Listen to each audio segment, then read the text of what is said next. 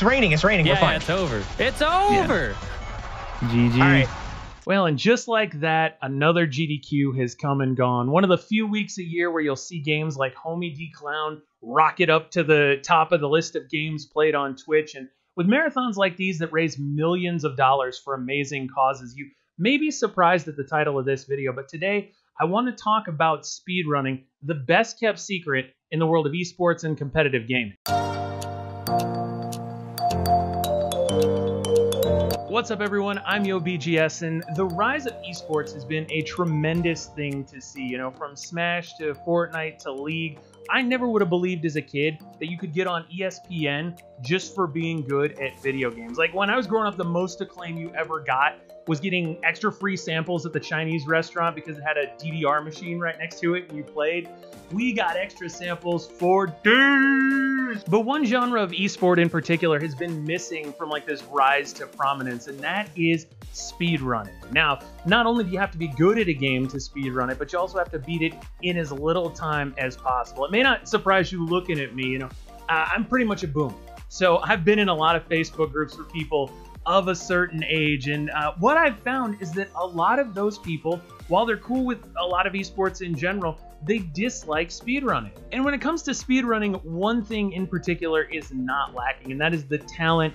That is the wow factor. You know, if you like short speedruns, you look to the world of like Mario 1 or look to the world of Sonic. Those runs, they go by in the blink of an eye. If you like challenge type runs, endurance type runs, there are people that will run, you know, Final Fantasy 7 100% or even Final Fantasy 10 any percent. Those runs can be upwards of 10 hours. There's some marathon speedruns that require iron wills out there. There are people that play games blindfolded. You know, there are people that have played speedrun games on like a DDR pad before. Even at the last GDQ, there was a dude named Happy Feets. He showed a Stepmania showcase, and while it's not exactly speedrunning per se, it's going as fast as humanly possible. So there are so many different ways to check out so many phenomenal people, and I feel like they don't get the attention they deserve. Well, but the big question is why, right? If there are all these phenomenal speedrunners out there, what and why is keeping them from being in the limelight? And I decided to go kind of straight to the source. I mentioned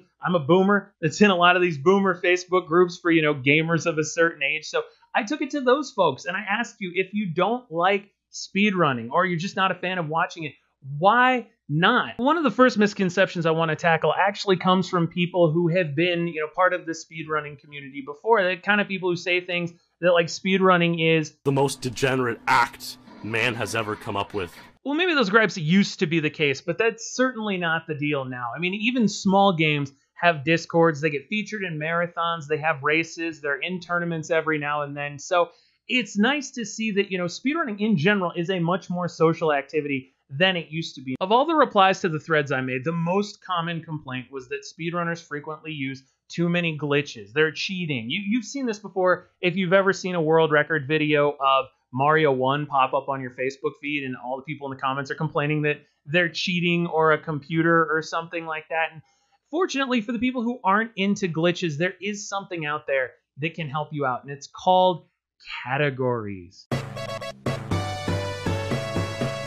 Now, I can't fault people who aren't into speedrunning for not knowing that categories exist, but it is something that if you like a game, chances are there's something out there for you, and it kind of ties into the second most common gripe I would say that people have with speedrunning. Speedrunners don't play the game the way it's intended to be played, except they do. In a lot of cases, anyway. Listen, see, you remember what I said earlier about categories, and this is for you if you're kind of new to speedrunning, but categories mean that, you know, there are people that will speedrun 100% of the game. There are people that will speedrun the game with no major glitches or, you know, no kind of out of bounds things that warp you to the end of the game. Chances are, if there's a way you like to play a game in a lot of instances, there is a category that fits it in speedrunning. They're not all glitchy messes. Now, if you're somebody who likes to talk to, say, every NPC in Earthbound, or you want to talk to everyone, recruit everybody in Final Fantasy X to join your Blitzball team, may not be a lot for you here, but just about everybody else, there's something you can check out. All right, so we get it. Categories exist, but what exactly is it that makes speedrunning this big secret? And I think it's the simple fact that they're not a battle royale. You know, they're not a MOBA. They're not one of these top 5 popular games. And when people look at, popular streamers, who's the biggest on Twitch right now, they're only seeing streamers in a given category. And then when people try and become streamers themselves, they're not looking at speedrunning. They're looking at, I want to be the next Ninja. I want to be the next Doc. And what that leads to is you can find somebody playing Fortnite 24/7 on Twitch. You can find somebody playing, Call of Duty 24/7. You can find tons of people doing that. But are you necessarily going to be able to find somebody speedrunning Mario 3? There you go, get it on the right side for you. Mario 3 at 3 in the morning. Probably not. So another bunch of people I talked to said they're not really into speedrunning in general because they're not into the idea of watching somebody else play a game. And that's fair, especially if you're one of those people who grew up always having to be player 2 to an older sibling, having to control the enemies with the controller that wasn't really plugged in. But if you think about it, you're an adult, you're trying to make the most out of your time.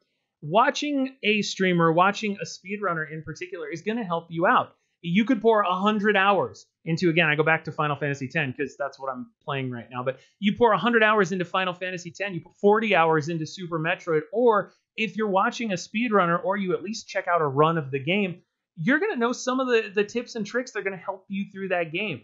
You'll beat it a little bit quicker. You'll have more time to knock some other games off of your bucket list. And here's the thing, though. A lot of people checking out this video, you may be surprised to find out that speedrunners are engaging, entertaining, funny people. And that's the other big misconception that I wanted to tackle in this video. So unfortunately, when speedrunning content first came to YouTube, it came to YouTube for 3 main things. Now, one was a good thing.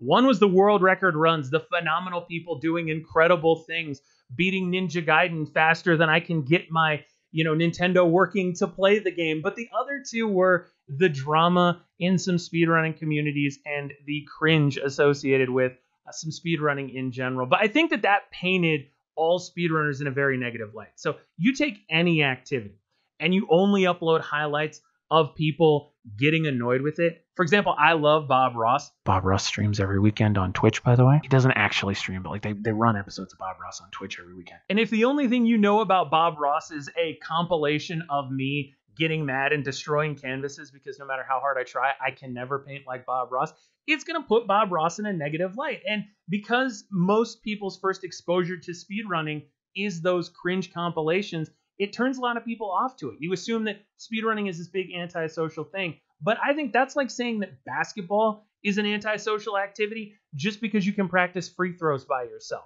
Well, so we know they're awesomely entertaining people. We know they're playing some of the best games of all time with phenomenal talent. So the question is, how do we get speedrunning as an esport to that next level? How does the best kept secret in gaming finally leak? And that's a bit of a tricky question. I think marathons that we've seen, even things like Break the Record with Mario 64, obviously the GDQs, ESAs, even stuff like Big Bad Gameathon where people play games that are meant to be memes. Those are a phenomenal start, but there's a lot more that needs to happen if the mainstream is going to catch on to speedrunning.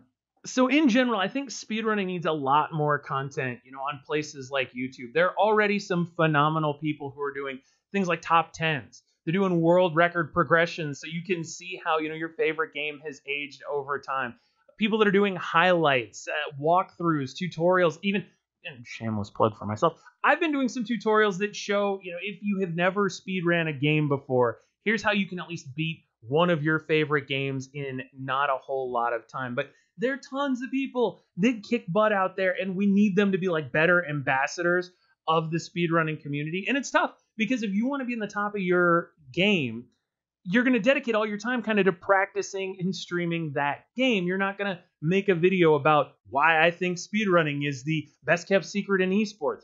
Gee, it's almost like I'm not that great of a speedrunner. You've got channels out there like GSA, right? They're streaming 24/7 speedrun content. I think it's just speedrun on Twitch if you want to check them out for yourself. I guarantee you'll see a race or something there. The thing is, you're probably going to see 1 of 2 games. You're going to see Mario 64 or you're going to see Super Mario Maker 2, which are unbelievable games. But there are, look behind me. There are entire catalogs of amazing games. Some of them are not that great, but that could be raced and could have some speedrun content associated with them. There's also Speedgaming, and they host tons of tournaments. That's where the Link to the Past randomizer tournaments became really huge. And, A Link to the Super Metroid yeah, a randomizer that combines Super Metroid and Link to the Past. It's like mind-boggling in general. Randomania has spawned out of all of these randomizers. You like Pokemon randomizer. You can watch people actually speedrun it over there. I don't know if these channels need to team up or what necessarily needs to happen, but I feel like we need more competitive. And again, because you don't have people who can speedrun full time, finding time to race can also be a bit of a thing. That's where some of the challenges come in.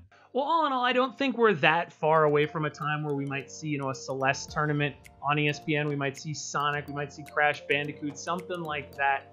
Yeah, well, honestly, it'll probably be Mario 1. It's a short run, and they'd be able to showcase race without taking up too much time. But I don't think we're that far away from the world of speedrunning breaking into some of the bigger channels for esports. It's just something that, as I got to enjoy, another GDQ marathon, I come out of it thinking, I want to speedrun all the games. I want to watch speedrun content 24/7. It's all I want to do, and I want to tell everybody about it. I kind of decided to put my green hair where my mouth was and actually make a video about it. But I'm YoBGS. Thanks for checking out this video. I've got another one that I want to make in the not too distant future. Looking forward to kind of being able to show you that. And in the meantime, have a great day. Say hi to a speedrunner you enjoy, and I will see you next time.